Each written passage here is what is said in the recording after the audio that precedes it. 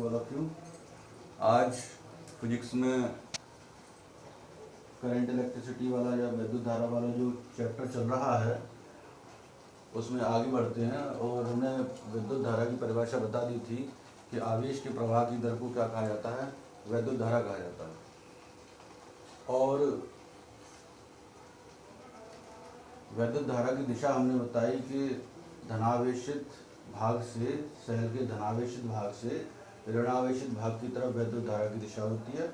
और ये convectional direction of current है, एक परिपाटी है, क्योंकि पहले इलेक्ट्रॉन की डिस्कवरी नहीं हुई थी, खोज नहीं हुई थी। इस वजह से साइंटिस्ट ने सोचा कि धनावेश यानी कि प्रोटॉन या पॉजिटिव चार्ज जो है वही रेस्पॉन्सिबल पार्टिकल होगा धारा के प्रवाहित होने के लिए। और उन्होंने इसीलिए कहा कि धन टर्मिनल से और ऋण टर्मिनल की तरफ हमेशा धारा प्रवाहित होती है, परंतु ऐसा नहीं है, क्योंकि प्रोटॉन जो है उसको नाभिक से बाहर नहीं निकाला जा सकता। और इस वजह से धनावेश धारा के प्रवाह में किसी भी तरह का रोल अदा नहीं करता है। तो इलेक्ट्रॉन की डायरेक्शन की जो अपोजिट है डायरेक्शन है उसको हम करंट की डायरेक्शन देते हैं। और आई बराबर क्यू अपॉन टी हमने फॉर्मूला बताया, एक एम्पियर की डेफिनेशन भी बताई हमने। उसमें बताया कि यदि किसी चालक से 1 सेकंड में 1 कूलाम का आवेश प्रवाहित हो रहा हो तो धारा का मान 1 एम्पियर होगा। और ये 1 एम्पियर की जो धारा है ये एसआई सिस्टम में इसकी यूनिट बता रहा हूँ मैं। एसआई सिस्टम को बोलते हैं हम इंटरनेशनली डी यूनिट सिस्टम। तो ये सिस्टम पूरे वर्ल्ड में मान्य है और इसी सिस्टम में सभी जो मेजरमेंट्स हैं वो किए जाते हैं और यही पूरे वर्ल्ड में माने जाते हैं। तो देखते हैं न्यूमेरिकल है, यदि किसी तार की से 300 कूलाम का आवेश 5 मिनट में प्रवाहित होता हो तो हमें बताना है कि धारा का मान क्या होगा। तो न्यूमेरिकल करते समय ये बात ध्यान रखना है कि जितने भी टर्म हैं सबको हमें एमकेएस सिस्टम में कन्वर्ट करना है, ये याद रखना है। एमकेएस सिस्टम लेंथ को, लंबाई को आप मीटर में नापेंगे, द्रव्यमान को आप किलोग्राम में नापेंगे और समय को आप किस में नापेंगे, सेकंड में नापेंगे। ये एमकेएस सिस्टम है। तो आपको टाइम जो है यहाँ पर 5 मिनट दे रखा है, तो 1 मिनट में 60 सेकंड होती है, इसीलिए 60 का इंटू करेंगे तो 300 सेकंड आ जाएगा। आई बराबर क्यू अपॉन टी में लगाइए तो 300 अपॉन 300, आंसर कितना आ गया, 1 एम्पियर। ठीक है, ये न्यूमेरिकल खत्म हो गया यहाँ तक। फिर उसके बाद आते हैं अगले न्यूमेरिकल पर। अगला न्यूमेरिकल है, किसी तार में यदि 0.2 एम्पियर की धारा 1 घंटे तक प्रवाहित हो रही है तो तार में प्रवाहित आवेश का मान बताइए क्या होगा। तो आई बराबर 0.2 एम्पियर है, टाइम दे रखा है टी बराबर 1 आवर। तो 1 घंटे में कितने मिनट होते हैं, 60, और 1 मिनट में 60 सेकंड होते हैं। तो टोटल जो टाइम है एमके सिस्टम के अनुसार ये किस में आ गया, सेकंड में आ गया आपको। फिर उसके बाद I is equal to Q upon T, इस रिलेशन का यूज़ करते हैं। और जब इस रिलेशन का यूज़ करेंगे तो क्यू कैलकुलेट होके आएगा, तो Q is equal to I upon T आएगा। और Q is equal to I upon T में आई की वैल्यू 0.2 रखेंगे, टी 3600 रखेंगे, तो सॉल्व होने के बाद 720 कूलम आ जाएगा। तो इस तरह से दूसरा नंबर भी खत्म हो गया आपका, 720 कूलम। आगे देखते हैं। इसके बाद हमने 1 एम्पियर की डेफिनेशन बता दी आपको, I is equal to Q upon T वाले फॉर्मूले से। क्वांटमीकरण का सिद्धांत और बताया था, और क्वांटमीकरण का सिद्धांत था कि जब आवेश का स्थानांतरण होता है एक बॉडी से, एक पिंड से दूसरे पिंड की तरफ, तो हमेशा आवेश का स्थानांतरण Q is equal to plus minus के एन ई की फॉर्म में होता है। एन यहाँ पर कोई भी प्राकृतिक संख्या या नेचुरल नंबर है जिसकी वैल्यू 1, 2, 3 एंड सो ऑन कुछ भी हो सकती है। क्लियर हो गई बात। तो आप क्वांटाइजेशन थ्योरी या क्वांटमीकरण के सिद्धांत, क्वांटमीकरण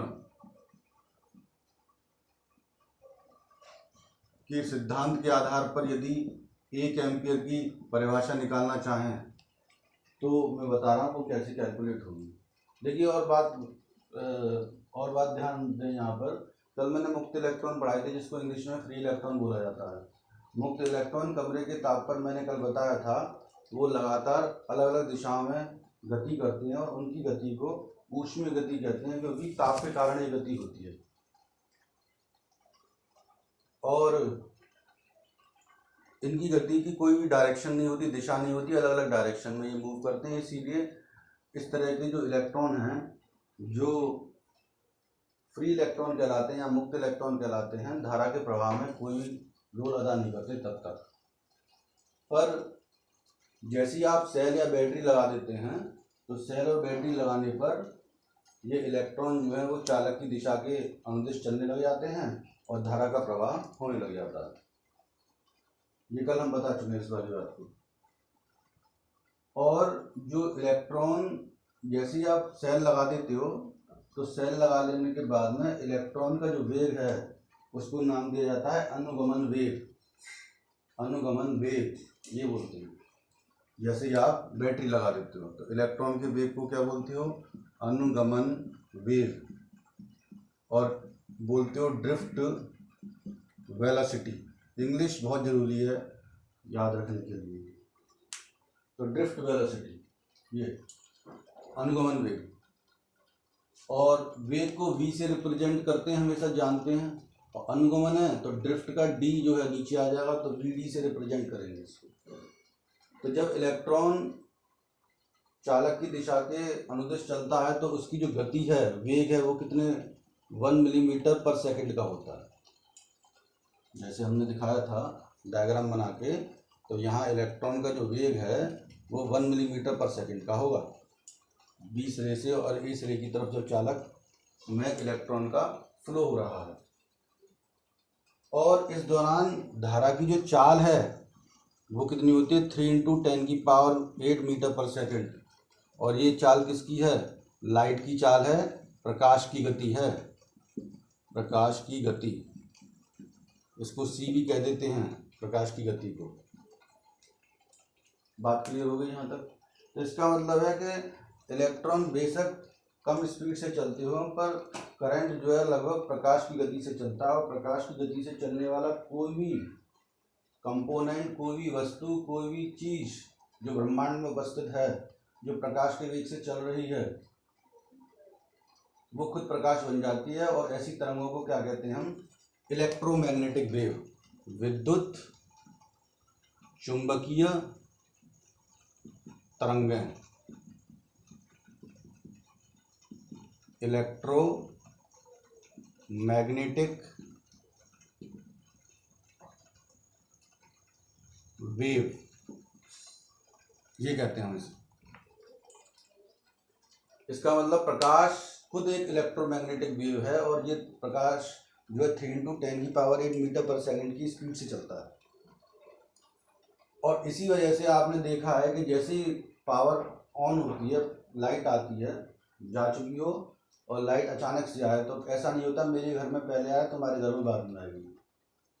लाइट जैसे ही सप्लाई से ऑन करी जाती है, वैसे ही सबके घर में एक साथ लाइट पहुंचती है। और ये किस वजह से है? क्योंकि लाइट प्रकाश की चाल से चलती है 3 × 10⁸ मीटर पर सेकंड। ठीक है? इस वजह से करंट जो है बहुत तेज़ी से तारों में प्रवाहित होता है, और तारों में ऑलरेडी इलेक्ट्रॉन्स की संख्या 10⁻29 इलेक्ट्रॉन पर यूनिट वॉल्यूम में है, हमने बताया था। और इस वजह से ये सभी इलेक्ट्रॉन इस ऊर्जा को लेकर एक स्थान से दूसरे स्थान तक चले जाते हैं। इसी को क्या कहते हैं? विद्युत धारा कहते हैं। तो क्वांटमीकरण के सिद्धांत के आधार पर देखिए कि यदि मान लीजिए कोई मेरा ये चालक था, और चालक में मान लीजिए 1000 इलेक्ट्रॉन बी सिरे से एक सिरे की तरफ जा रहे हों, तो मैं यदि एक मोटी मोटी भाषा में समझाऊं तो n बराबर में 1000 लिख दूंगा। इलेक्ट्रॉन पर जो चार्ज है वो कितना है हमारे पास? 1.6 × 10⁻⁻19 कूलम है।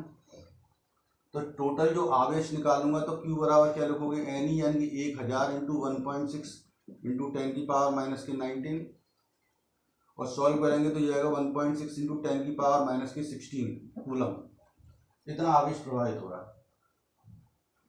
पर ये संख्या बहुत कम है, 1000। मैंने बताया 10⁻29 यानी 10 के पीछे 29 जीरो लगाओ, 1 यूनिट वॉल्यूम में। और जो चालक है उसकी अच्छी खासी लंबाई होती है, तार की कोई ना कोई लंबाई होगी, उसका कोई एरिया होगा, क्षेत्रफल होगा। इतने लंबी तार और इतने बड़े क्षेत्रफल में ये इलेक्ट्रॉनों की संख्या इतनी ज़्यादा होगी कि जो पावर जो -16 में दिख रही है वो प्लस में कन्वर्ट हो जाएगी। क्लियर हो रही बात? तो क्वांटमीकरण के सिद्धांत के आधार पर देखते हैं कि 1 एम्पीयर की परिभाषा क्या होगी। तो I बराबर मैंने भी बताया था Q/T। क्वांटमीकरण के सिद्धांत के आधार पर Q बराबर क्या बताया गया, NE/T। तो यदि इफ, इतना तो मैं इंग्लिश में लिख सकता हूँ, इफ I बराबर 1 एम्पियर एंड T बराबर 1 सेकेंड, यही कंडीशन थी पिछली डेफिनेशन में, ये हो, तब आप n कैलकुलेट करें बच्चों, तो 1 = NE/, क्या लिखा जाएगा आपका 1। और इस वजह से NE बराबर लिख सकते हो आप 1 और n बराबर लिखोगे 1/E, ये लिखोगे। और इस वजह से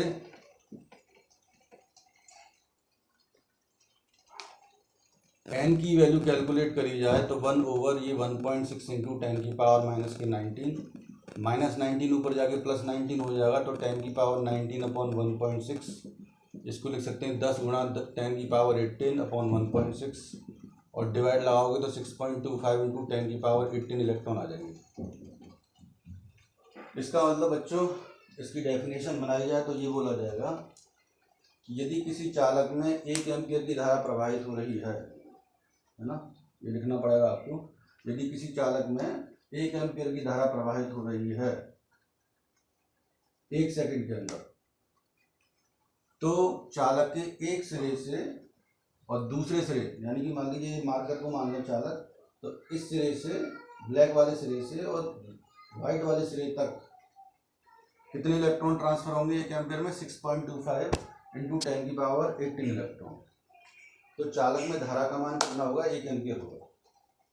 अब डेफिनेशन को लिख लेना आप, मैं दोबारा बोल दे रहा हूँ कि 1 एम्पीयर धारा वह धारा है जो 6.25 × 10⁻18 इलेक्ट्रॉन चालक के एक सिरे से दूसरे सिरे तक लेकर जाती है 1 सेकंड के अंदर। ठीक है, अब ये तो खत्म हो गया 1 एम्पीयर की डेफिनेशन, और हमने वैद्युत धारा के बारे में पढ़ लिया। अब पढ़ते हैं वैद्युत परिपथ। ये सब चीज़ें, मेरा ये हिंदी मीडियम में थोड़ा बोलना चीज़ों को मुझे थोड़ा सा अटपटा सा लगता है, क्योंकि मुझे पिछले 15 से 16 साल लगातार इंग्लिश मीडियम पढ़ाते पढ़ाते हो। अब ये सब चीज़ें आपको जितनी भी किताबें हैं हायर स्टैंडर्ड की अच्छी किताबें सब इंग्लिश मीडियम की मिलेंगी। अब मुझे कुछ चीज़ें अपने आप बनानी पड़ती हैं। कंटिन्यूस एक वर्ड होता है, कंटिन्यूस। कंटिन्यूस का मतलब होता है वैसे तो लगातार, पर हिंदी में कोई पर्टिकुलर स्पेशल वर्ड होता होगा शायद इसका, पर मैंने कंटिन्यूस को लगातार लिखा है यहाँ पर। तो विद्युत परिपथ क्या है कि विद्युत धारा के लिए बंद और लगातार पथ ही विद्युत परिपथ है। यदि हम एक बल्ब को किसी तार से कनेक्ट करके और प्लग में लगा दें, और यदि तार बीच में से कटा हुआ हो, तो क्या बल्ब जल जाएगा? नहीं जलेगा, क्योंकि बल्ब के जलाने के लिए तार का बंद होना आवश्यक है, जुड़ा हुआ होना आवश्यक है। तो धारा के प्रवाहित होने के लिए आवश्यक बात क्या है कि परिपथ पूरा तो पहले तो क्या हो, क्लोज्ड हो, बंद हो, जिससे कि उसमें कंटिन्यूस फ्लो ऑफ चार्ज करा सकें, यानी कि लगातार चार्ज का फ्लो करा सकें, उसको विद्युत परिपथ कहते हैं। तो विद्युत परिपथ एक आवश्यक इकाई है जो वैद्युत धारा के प्रवाहित होने के लिए आवश्यक है। ठीक है, अब इसके लिए क्या क्या आवश्यक होगा? एक तार आवश्यक होगा, जिसको आप आगे चल के पढ़ते जाएंगे, ये मैं बताता जाऊंगा। इस तार को चालक तार कहते हैं। एक ऐसा तार होगा, ऐसा, जिसको आप चालक तार कहोगे, और आर से बताते हो, इंग्लिश में बोलते हैं इसको रेजिस्टेंस, और हिंदी में बोलते हैं प्रतिरोध। तो हर एक तार जो होता है उसका कुछ ना कुछ रेजिस्टेंस तो होता है, प्रतिरोध तो होता है। बिना प्रतिरोध के तो धारा प्रवाहित ही नहीं हो सकती। ये कैरेक्टरिस्टिक प्रॉपर्टी है। यदि तार है तो प्रतिरोध होगा, इसके अलावा और क्या, अमीटर। अमीटर आप लोगों ने, सब लोगों ने देखा है, समरसेबल सबके घर में लग रहे हैं, ऐसे करके ई लिखा होता है, उसे अमीटर बोलते हैं। इसका एक सिरा जो है पॉजिटिव होता है और एक दूसरा सिरा नेगेटिव होता है। पॉजिटिव वाला सिरा पे लाल तार लगा होता है, रेड तार, रेड वायर, और नेगेटिव सिरे पर लगा होता है ब्लैक वायर, ब्लैक वायर। एक और चीज है, वोल्ट मीटर भी लिखा होता है, सबके यहाँ स्टेबलाइजर है, सबने देखे हैं। तो वोल्ट मीटर वोल्टेज नापने के काम में आता है। वोल्टेज आगे चल के पढ़ेंगे क्या होता है। कुंजी, कुंजी प्लग होता है, जैसे आपके घर में स्विच होते हैं तो ऑन ऑफ करते हैं तो पंखा बंद और चालू हो जाता है, लाइट बंद और चालू हो जाते हैं, उसको कुंजी या प्लग की कह देते हैं। तो कुंजी दो तरह, एक तो ये होती है आपकी ऐसे करके, ये और ये ऐसे बनाएंगे ब्रैकेट, और बीच में ऐसे पॉइंट लगा देंगे तो इसको क्या बोलते हैं, कुंजी। इसके अलावा एक और तरह के देखा जाएगा कुंजी को, जिसको आप कहते हैं प्लग की, प्लग कुंजी, इसको इंग्लिश में बोलते हैं प्लग की। ऐसे करके होगा ये। इस प्लग को यहाँ से छुड़ा देंगे इस टर्मिनल से, सी से, तो धारा का मान धारा प्रवाहित होने लगेगी सर्किट से, और यदि ऊपर कर देंगे तो धारा बंद हो जाएगी। तो ये कुछ आवश्यक कंपोनेंट हैं जो कि धारा के प्रवाह के लिए आवश्यक होते हैं। एक और क्या चीज़ देखने को मिलेगी यहाँ पे, धारा नियंत्रक।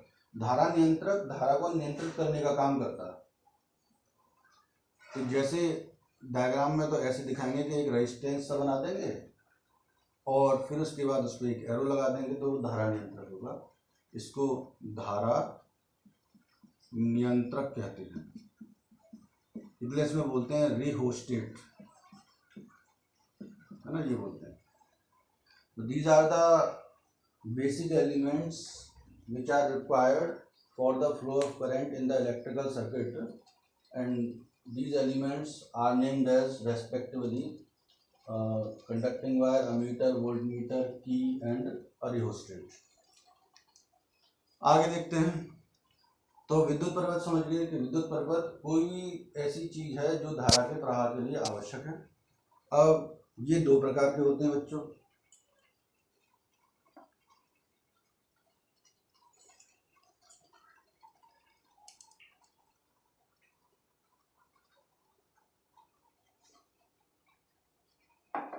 विद्युत परिपथ दो प्रकार के होते हैं, एक कहलाता है बंद परिपथ और एक कहलाता है खुला परिपथ। तो बंद परिपथ तो खुले परिपथ में बस इतना अंतर है कि जैसे मैंने कुंजी दिखाई थी आपको, इसमें से पॉइंट लगा देंगे तो वो कुंजी जब परिपथ में लगी होगी और ऐसे पॉइंट लगा दिया तो वो बंद परिपथ हो जाएगा और धारा प्रवाहित होने लगेगी परिपथ में। और यदि मैं कुंजी को ऐसे हटा दूं तो उसे क्या कहेंगे हम, खुला परिपथ कहते हैं। तो कुंजी को हटा लोगे तो उस केस में धारा प्रवाहित नहीं होगी। बात क्लियर हो गई यहाँ तक।